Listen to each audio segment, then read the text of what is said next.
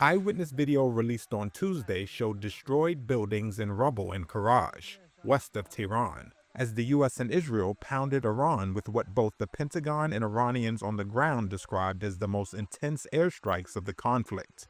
U.S. Defense Secretary Pete Hegseth spoke to reporters Tuesday morning. Today will be, yet again, our most intense day of strikes inside Iran.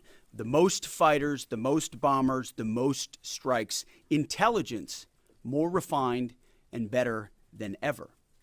So that's on one hand. On the other hand, the last 24 hours have seen Iran fire the lowest number of missiles they've been capable of firing yet. Recent Iranian Red Crescent videos showed volunteers searching for injured individuals through rubble of a destroyed building in Tehran.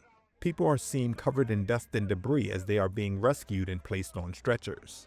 Raising the stakes for the global economy, Iran's Revolutionary Guard said they would block oil shipments from the Gulf unless U.S. and Israeli attacks cease.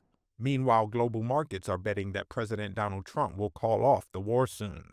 He was pressed on his war timeline Monday. Mr. President, you've said the war is, quote, very complete, but your defense secretary says this is just the beginning. So which is it, and how long should Americans be prepared? Well, I think you could say it both.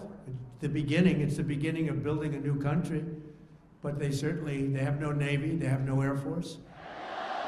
Ending the war quickly to let oil flows resume would appear to preclude toppling Iran's leadership, which held large-scale rallies on Monday in support of naming hardliner Mujtaba Khamenei as supreme leader to replace his father, who was killed on the war's first day.